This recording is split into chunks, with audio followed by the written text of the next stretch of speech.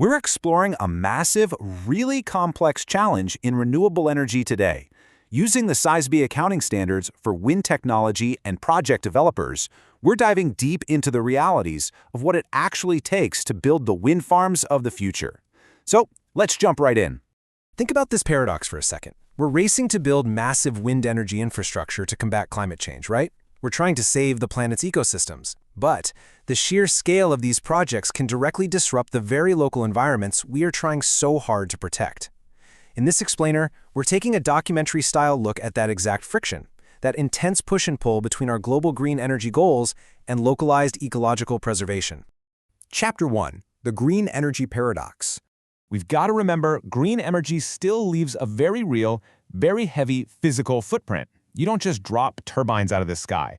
Building both onshore and offshore wind farms requires rigorous site selection, buying up land, and navigating an absolute labyrinth of permitting hurdles. To get this done, developers have to engage deeply with local stakeholders to manage all those environmental disruptions that pop up during and after construction. You can see how seriously the industry takes this just by looking at the SASB standards. Under sustainability disclosure topics, ecological impacts of project development is categorized right up there alongside workforce health and safety, meaning the industry is actively and rigorously measuring ecological and community impacts. It isn't some afterthought, it's a critical core sustainability metric that these developers have to report on. Chapter 2. Wildlife and Marine Ecosystems. The standards highlight a few specific threats to nature that developers must track. For onshore wind farms, there's a heavily documented risk of bird and bat fatalities from turbine blades. Plus, there's general habitat loss and the heavy ecological impact of the actual construction phase. But offshore? That's a whole different ballgame. The focus there shifts to massive disruptions of marine ecosystems. Constructing turbine foundations on the ocean floor, combined with the extreme underwater noise it generates, can seriously affect local marine life, including, in some cases, endangered animal populations. Chapter 3. The Power of Community Pushback.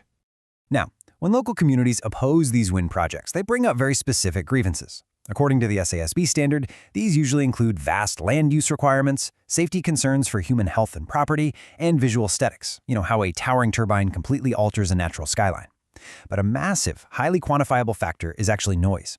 Developers literally have to track and report the average A-weighted sound power level of their turbines, measured in decibels, just to manage and mitigate noise complaints from nearby residents. So you've got this friction splitting into two distinct categories. On the one side, the ecological impacts, the birds, the bats, marine disruption, habitat loss. On the other side, community impacts, the noise, the visual changes, the safety concerns.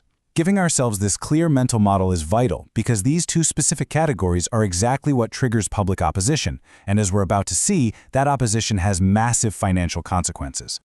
Chapter 4. Counting the Cost of Cancellations. So, what happens when local opposition over, say, a bat population or underwater noise actually prevents a developer from getting the necessary construction permits? Well, the financial fallout is severe. The standard tracks this using a very specific metric, turbine order backlog cancellations.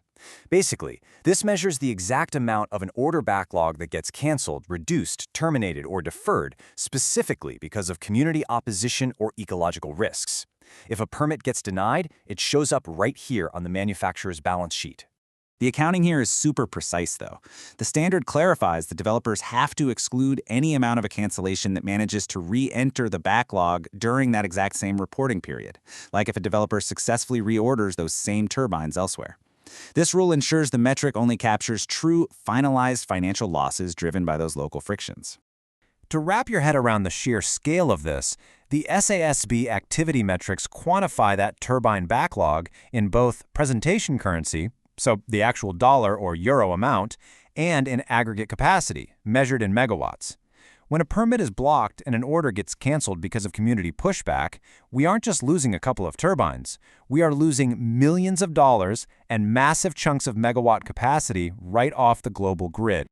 Chapter 5. Designing better, safer turbines. How do developers actually solve this? Well, first, you have to meticulously categorize the data. Developers report their acoustic noise levels and materials efficiency based on specific IEC, International Electrotechnical Commission classifications. By breaking their fleets down into Class I through 4 and splitting them between onshore and offshore, manufacturers can pinpoint exactly which turbines are causing specific ecological or noise issues and engineer targeted solutions. In the physical tech they're engineering to fix these ecological impacts is literally fascinating. To mitigate wildlife risks, modern turbines can now be equipped with wildlife detection radar and ultrasonic deterrent transmitters. Some even have blade heating elements, and many now feature built-in resilience for sudden curtailment. That means they can rapidly hit the brakes and shut down the second a flock of birds or a protected bat species is detected entering the airspace. It's not just hardware, though. Developers are intensely focused on software and siting optimization. They're using advanced SCADA operational control software to integrate wildlife risk directly into what's called cut-in speed management. Basically, the turbines won't even start spinning until wind speeds exceed the flying conditions of certain local bats.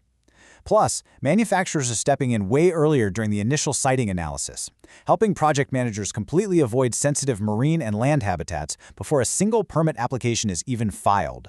Chapter 6, The Bottom Line.